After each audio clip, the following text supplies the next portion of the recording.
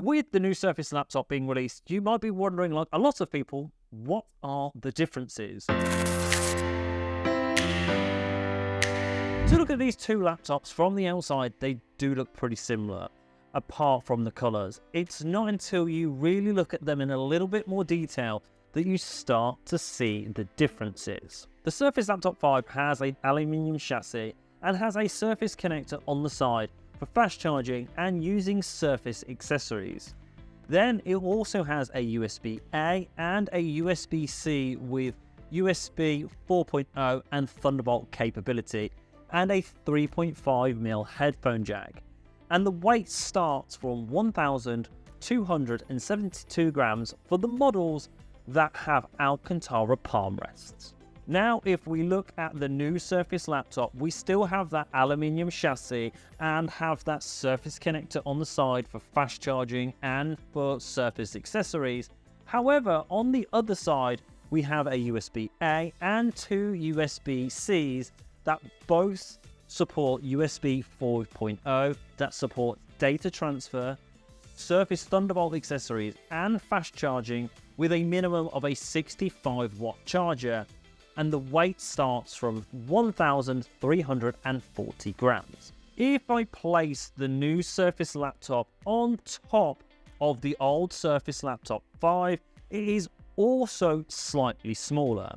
This is pretty impressive, as once I open this device, the screen on the new Surface laptop is actually bigger with a 13.8-inch Pixel Sense Flow screen compared to the Laptop 5, which has a 13.5-inch Pixel Sense screen. This is done by making the bezels slightly smaller on the new Surface laptop, which allows for a bigger screen while reducing the size.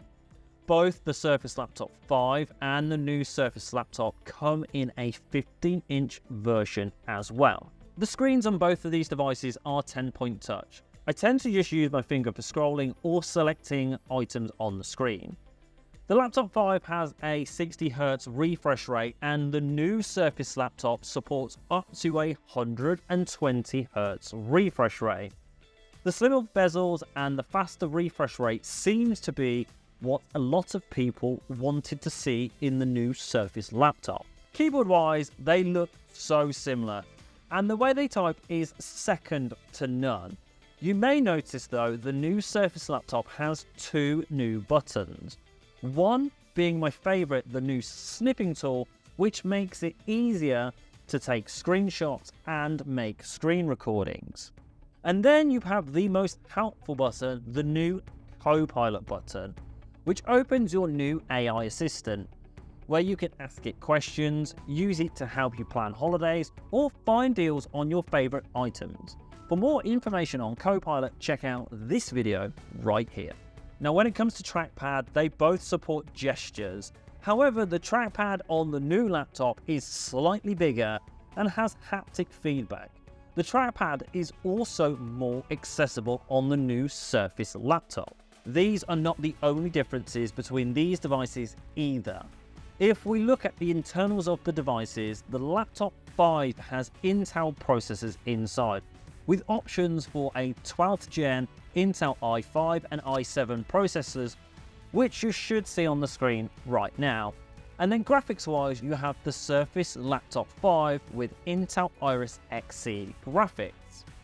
The new Surface laptop has something slightly different, with the Snapdragon X Plus, a 10-core, and the Snapdragon X Elite 12-core processor options. Whichever processor you purchase, you also get the Qualcomm Hexagon NPU, or the Neural Processing Unit, with up to 45 trillion operations per second, which I will talk about a little bit more later on. And then they both get the Adreno graphics. The Snapdragon processors are fast and responsive and give true all-day battery life. Memory-wise for the Surface Laptop 5, you have the options of 8GB, 16GB, or 32GB of RAM, and then storage-wise you have the options of 256, 512, and 1TB options. With the new Surface laptop, you have the options of 16GB or 32GB of RAM, and storage-wise, there are 256, 512 and 1TB option. Sticking with the internals, you also have slightly different cameras inside the devices. With the Surface Laptop 5, you have a 720p HD front-facing camera with Windows Hello face authentication. Then on the new Surface Laptop, you have a 1080p front-facing camera with Windows Hello face authentication that also works with Windows Studio Effects features like portrait blur, creative filters, automatic framing, and more. Now, I mentioned earlier about the NPU. The NPU is required to unlock features like Windows Studio Effects. The NPU runs these features to save on battery and performance, meaning you get the most out of your device possible. The NPU also allows the device to use voice focus, blocking out unwanted background noise while on calls. Connectivity-wise, there are some differences as well. The Surface Laptop 5 has Wi-Fi 6 and Bluetooth 5.1, whereas the new Surface Laptop has Wi-Fi 7 and Bluetooth 5.4. The new Surface Laptop is now what is classed as a Copilot+PC. To be classified as a Copilot+PC, the laptop must have a dedicated NPU capable of at least 40 TOPS, or operations per second. The new Surface Laptop sits at 45 TOPS. This allows the device to be able to run Copilot+PC features like Windows Studio Effects, Paint, Cocreator, and live translations, plus other Copilot+PC features that may come in the future. Now, for more information about those features I've just mentioned, they are in the description below. These are the biggest differences between the Surface Laptop 5 and the new Surface Laptop.